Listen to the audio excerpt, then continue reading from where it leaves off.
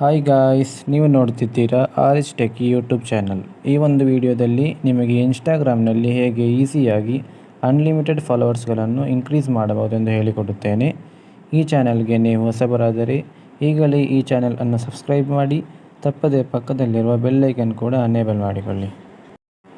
ನಾನು ಇಂದು ನನ್ನ ಈ ಒಂದು ಇನ್ಸ್ಟಾಗ್ರಾಮ್ ಅಕೌಂಟ್ಗೆ ಫಾಲೋವರ್ಸ್ಗಳನ್ನು ಇನ್ಕ್ರೀಸ್ ಮಾಡುತ್ತೇನೆ. ಈಗ ನೀವು ಇಲ್ಲಿ ಸ್ಕ್ರೀನ್ ಮೇಲೆ ಕಾಣಬಹುದು.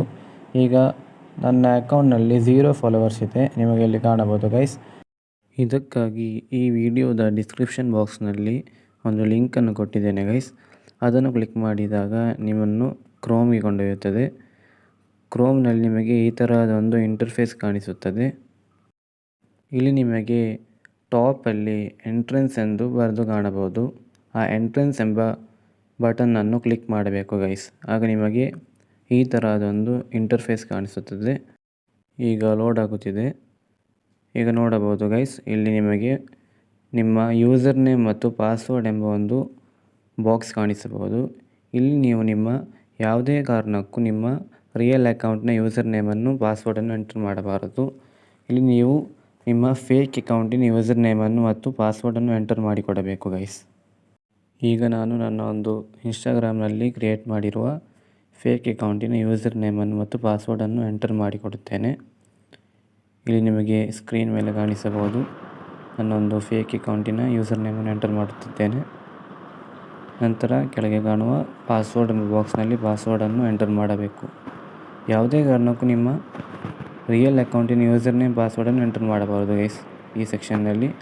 ನಂತರ ನಿಮಗೆ ಕೆಳಗೆ ಲಾಗಿನ್ ಎಂಬ ಬಟನ್ ಕಾಣಿಸಬಹುದು, ಅದನ್ನು ಕ್ಲಿಕ್ ಮಾಡಬೇಕು. ಆಗ ನಿಮಗೆ ಲೋಡ್ ಆದ ನಂತರ ಈ ಥರದೊಂದು ಇಂಟರ್ಫೇಸ್ ಕಾಣಿಸಬಹುದು. ಲೋಡ್ ಆಗುತ್ತಿದೆ ಗೈಸ್.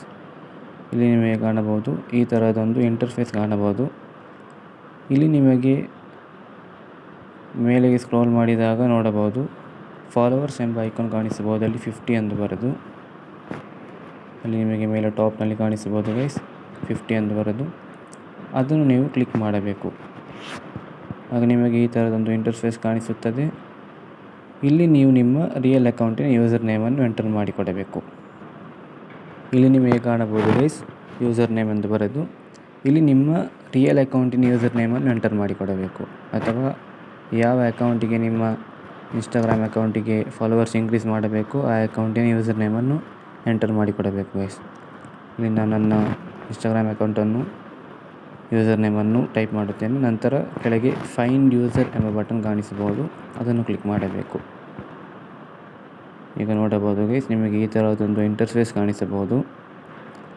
ಲೋಡ್ ಆದ ನಂತರ ಈಗ ನನ್ನ ಯೂಸರ್ ID ಮತ್ತು ನನ್ನ ಪ್ರೊಫೈಲ್ ಪಿಕ್ಚರ್ ಕಾಣಿಸಬಹುದು. ಇಲ್ಲಿ ನಿಮಗೆ 15 ಎಂದು ಬರೆದು ಕಾಣಿಸುತ್ತದೆ. ಅದರ ಕೆಳಗೆ ನಿಮಗೆ ಸ್ಟಾರ್ಟ್ ಎಂಬ ಬಟನ್ ಕಾಣಿಸಬಹುದು. ಸ್ಟಾರ್ಟ್ ಎಂಬ ಬಟನ್ ಕಾಣಿಸಬಹುದು, ಅದನ್ನು ನೀವು ಕ್ಲಿಕ್ ಮಾಡಬೇಕು. ಕ್ಲಿಕ್ ಮಾಡಿದ ನಂತರ ನಿಮಗೆ ಈ ಥರದೊಂದು ಇಂಟರ್ಫೇಸ್ ಕಾಣಿಸಬಹುದು. ಇಲ್ಲಿ ನಿಮಗೆ ರಿಮೈನಿಂಗ್ ಟೈಮ್ ಮತ್ತು ಅಲ್ಲಿ 0/15 ಕಾಣಿಸಬಹುದು. ಈ 115 ಸೆಕೆಂಡ್ಸ್ ಆದ ನಂತರ ನಿಮಗೆ ನಿಮ್ಮ ಇನ್ಸ್ಟಾಗ್ರಾಮ್ಗೆ ಫಾಲೋವರ್ಸ್ ಬಂದಿರುತ್ತೆ.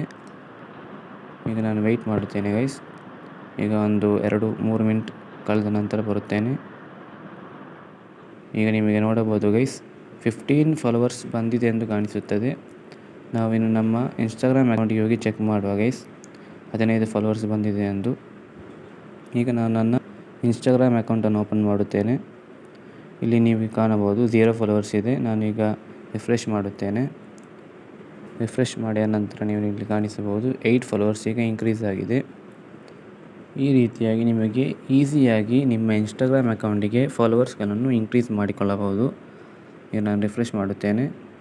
0 ಇದೆ ಫಾಲೋವರ್ಸ್, 8 ಆಗಿದೆ. ಹೀಗೆ ಮೇಲೆ ಮೇಲೆ ನಿಮಗೆ ಫಾಲೋವರ್ಸ್ಗಳು ಇನ್ಕ್ರೀಸ್ ಆಗಬಹುದು. ಇದೆಲ್ಲವೂ ರಿಯಲ್ ಫಾಲೋವರ್ಸ್ ಆಗಿದೆ ಗೈಸ್. ನಿಮಗೆ ಇಲ್ಲಿ ಕಾಣಬಹುದು, ರಿಫ್ರೆಶ್ ಮಾಡಿದಾಗ ಎಲ್ಲ ಒರಿಜಿನಲ್ ಫಾಲೋವರ್ಸ್ ಆಗಿದೆ. ಈ ರೀತಿಯಾಗಿ ನಿಮಗೆ ಈಸಿಯಾಗಿ ಇನ್ಕ್ರೀಸ್ ಮಾಡಿಕೊಳ್ಳಬಹುದು. ಈ ವಿಡಿಯೋ ಇಷ್ಟವಾದರೆ ನಮ್ಮ ಚಾನಲನ್ನು ಸಬ್ಸ್ಕ್ರೈಬ್ ಮಾಡಿ, ತಪ್ಪದೇ ಪಕ್ಕದಲ್ಲಿರುವ ಬೆಲ್ ಐಕಾನ್ ಕೂಡ ಅನೇಬಲ್ ಮಾಡಿಕೊಳ್ಳಿ ಗೈಸ್.